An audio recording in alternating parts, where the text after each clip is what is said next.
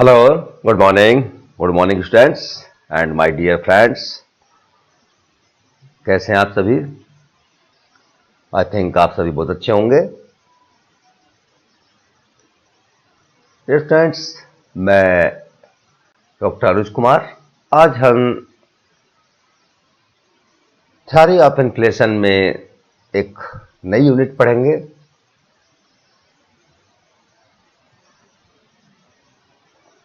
Impact और effects of inflation. स्फीति के अलग अलग लोगों पर कैसे प्रभाव पड़ते हैं,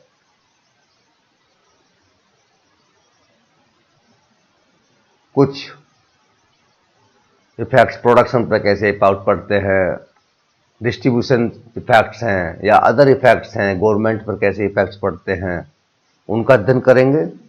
साथ ही हम इम्पैक्ट्स ऑफ इन्फ्लेशन देखेंगे. कुछ पॉजिटिव या फेवरेबल इम्पैक्ट्स होते हैं, कुछ नेगेटिव या इम्फेवरेबल अनफेवरेबल इम्पैक्ट्स होते हैं, नेगेटिव इफेक्ट्स होते हैं. इनका अध्ययन हम आज करेंगे. तो स्टूडेंट्स, लेट्स स्टार्ट.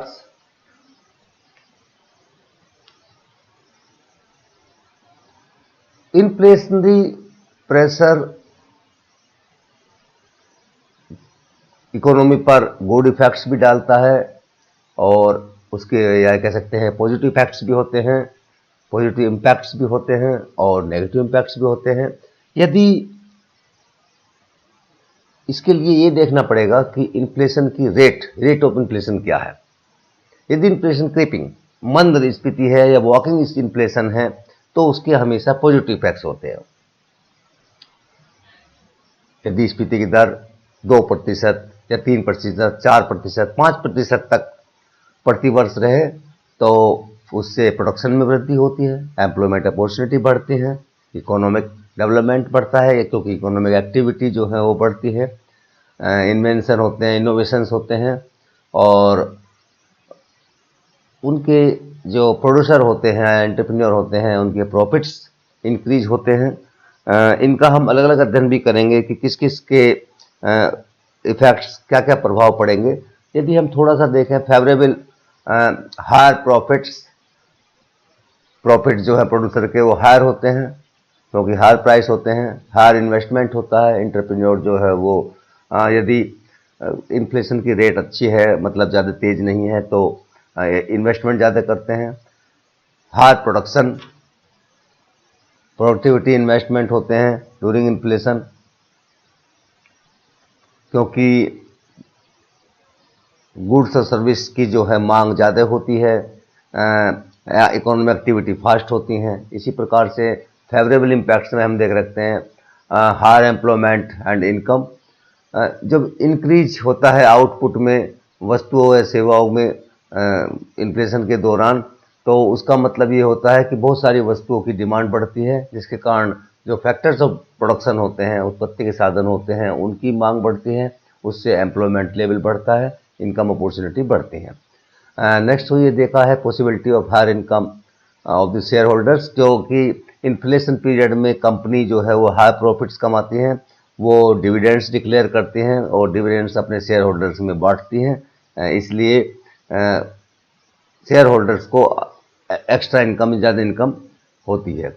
इसी प्रकार से हम कह सकते हैं जो ब्रोअर्स हैं, जो उधार लेने वाले हैं, जो ऋण लेते हैं, उनको इन्फ्लेशन में फ़ायदा होता है. इसका हम अध्ययन अलग भी करेंगे कि किसको नुकसान होता है, किसको फ़ायदा होता है.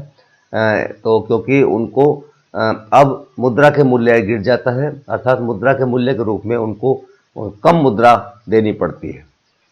इसी प्रकार से कुछ नेगेटिव इफेक्ट्स हैं, जैसे कि रियल इनकम गिर जाती है, फिक्स इनकम ग्रुप की इनइक्वालिटी बढ़ती है डिस्ट्रीब्यूशन इनकम में, जो डिस्ट्रीब्यूशन आय का वितरण होता है उसमें इनइक्वालिटी बढ़ जाती हैं.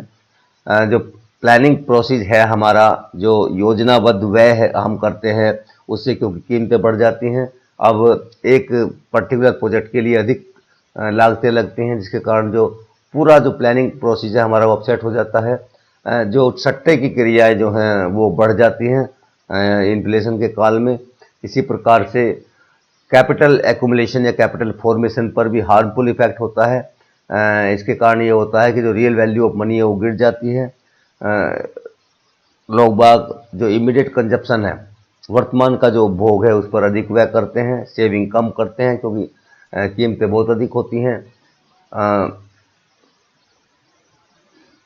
इसी प्रकार से लैंडर्स जो होते हैं, जो उधार देते हैं, ऋणदाता होते हैं, उनको लॉस होता है इस उसमें। और जो एक्सपोर्ट इनकम होती है, क्योंकि देश के अंदर कीमत स्तर बढ़ जाता है, कीमतें में जो है वस्तुओं की महंगी हो जाती हैं, सेवाओं की, जिसके कारण एक्सपोर्ट हतोत्साहित होता है। तो ये बहुत सारे फैक्टर हैं हमारे। अब इनको हम यदि वैसे देखें, जैसे कि कह सकते हैं कि स्फीति का अलग अलग लोगों पर अलग अलग प्रभाव पड़ता है। अब मैं देखता हूँ कि क्या क्या प्रभाव पड़ते हैं, अलग अलग वर्ग के हम लेते हैं, उसके अध्ययन करते हैं। तो ये फेवरेबल अनफेवरेबल तो हमने वैसे एक सरसरी दृष्टि से देखे हैं। जब कीमतें बढ़ती हैं तो मुद्रा का मूल्य गिर जाता है, तो समाज के कुछ लोगों को लाभ होता है और कुछ को हानि होती है, और कुछ बीच में रहते हैं। मोटे तौर पर कहा सकता है कि प्रत्येक समाज दो आर्थिक वर्ग होते हैं, एक स्थिर आय वर्ग वाला और दूसरा लचीला आय वर्ग वाला। प्रथम वर्ग से संबद्ध जितने भी व्यक्ति होते हैं जिनकी आय स्थिर होती है, उन्हें स्फीति से हानि होती है, दूसरे वर्ग को लाभ होता है। क्यों? क्योंकि निश्चित आय प्राप्त हो रही है उससे, क्योंकि मुद्रा का मूल्य कम हो जाता है, जिसके कारण उनको हानि होती है। इसका कारण यह है कि विभिन्न वस्तुएं, सेवाओं, परिसंपत्ति इत्यादि की कीमतों में होने वाली परिवर्तन एक रूप नहीं होती। जब स्फीति आती है तो क्या होता है, अधिकतर कीमतें बढ़ती हैं, परंतु व्यक्तिगत कीमतों की वृद्धि दरों में बहुत अंतर होता है। कुछ वस्तुएं, सेवाएं कीमतें बहुत तेजी से बढ़ती हैं और कुछ की धीरे धीरे बढ़ती हैं, और कुछ की हो सकता है अपरिवर्तित भी रहती हैं। हम कुछ जो वर्ग, समाज के वर्ग हैं अलग अलग, जैसे उत्पादन, वितरण, समाज परिस्थिति के क्या प्रभाव पड़ते हैं, क्या इफेक्ट्स होते हैं, फेवरेबल है, अनफेवरेबल है, उसको देखते हैं।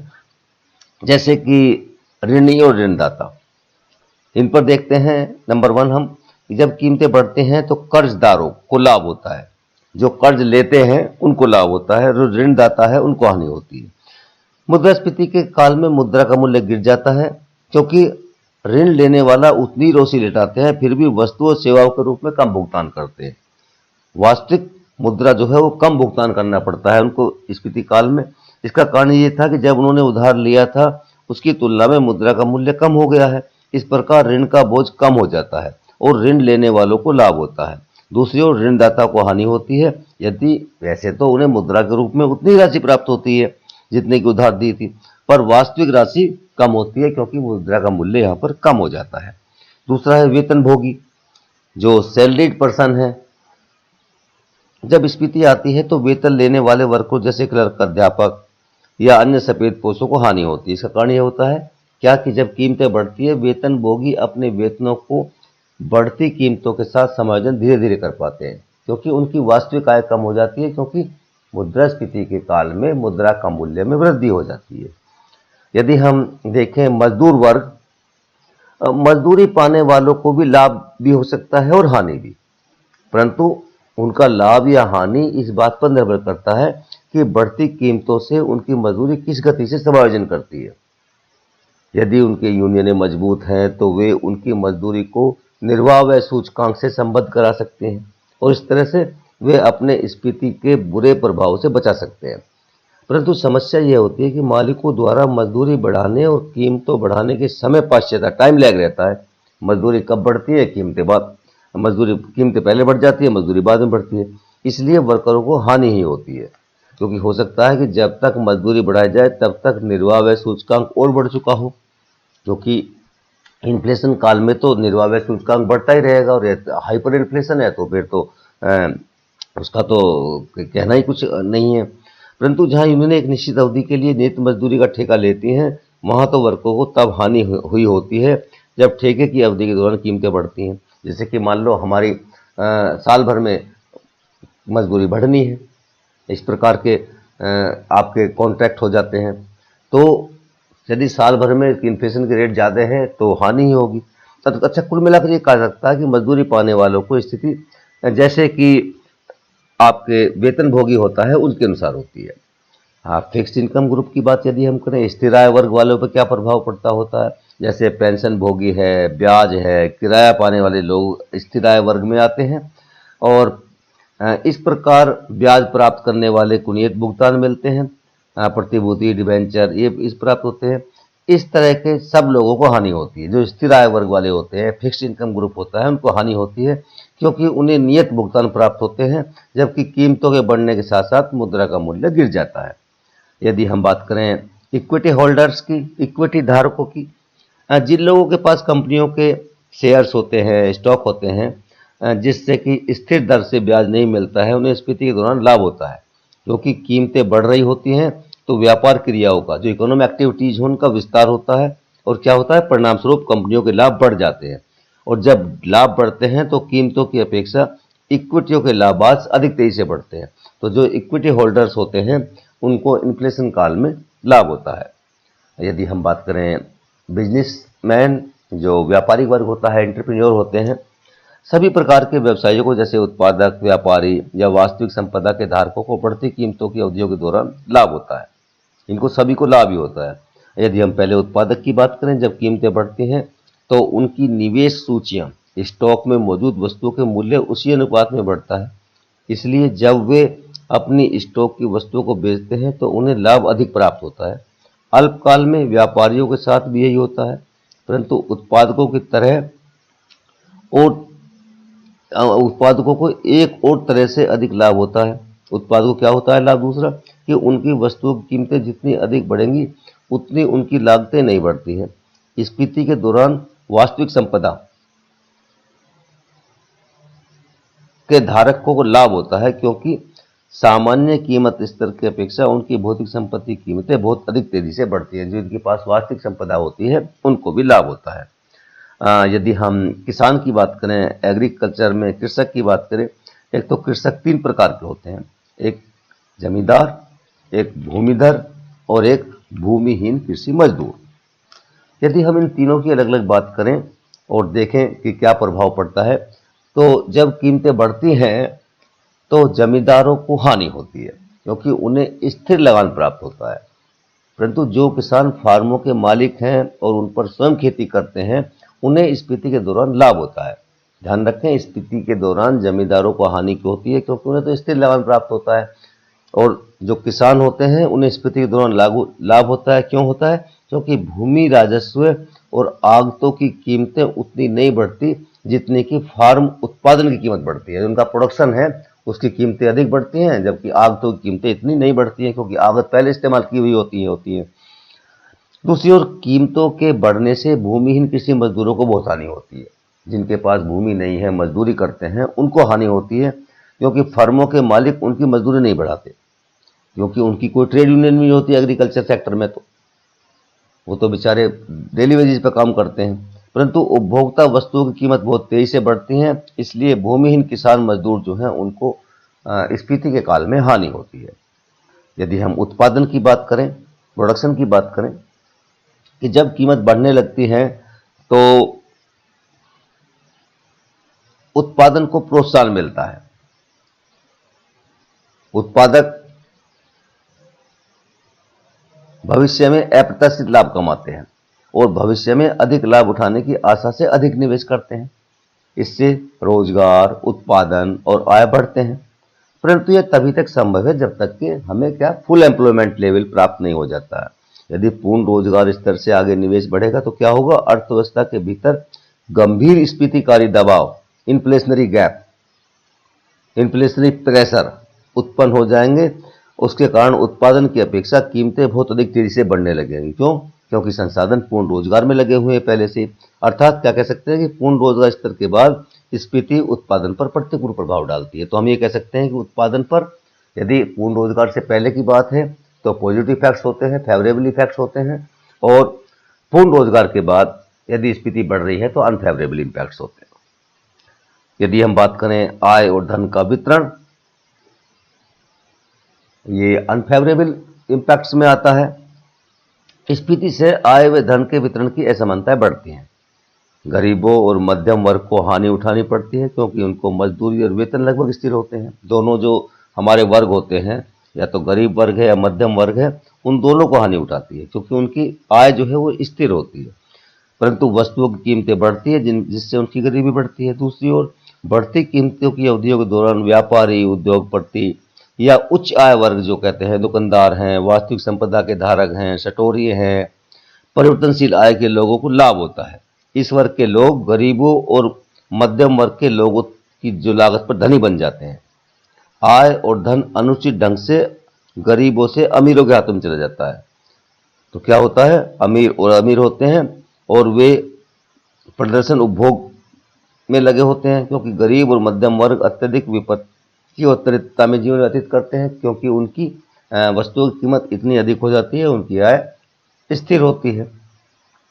यदि हम बात करें, सरकार की बात करें, सरकार पर क्या इफेक्ट्स होते हैं। स्फीति सरकार को कई तरीकों से प्रभावित कर सकती है। जैसे स्फीतिकारी वित्त के माध्यम से सरकार को अपनी क्रियाओं के लिए वित्त व्यवस्था करने में सहायक होती है। जब लोगों की मुद्रा आय बढ़ती है तो आय और वस्तुओं पर कर लगाकर सरकार उस मुद्रा को प्राप्त करती है।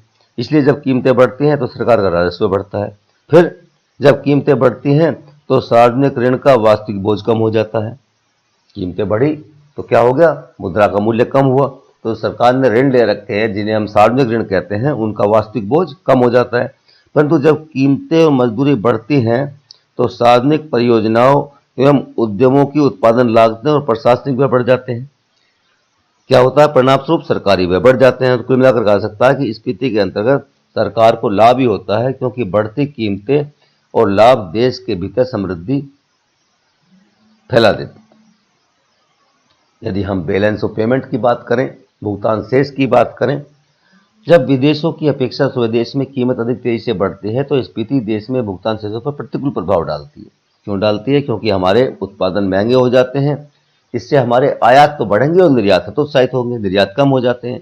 परिणामस्वरूप भुगतान शेष हमारे देश के प्रतिकूल हो जाता है। तो हमेशा भुगतान शेष स्फीति की दिशा में वो हमारे अनफेवरेबल कंडीशन पैदा कर देता है। यदि हम देखें सोशल, सामाजिक रूप से क्या प्रभाव पड़ता है, सामाजिक रूप से प्रभाव की यदि हम बात करें, स्फीति समाज के लिए हानिकारक है।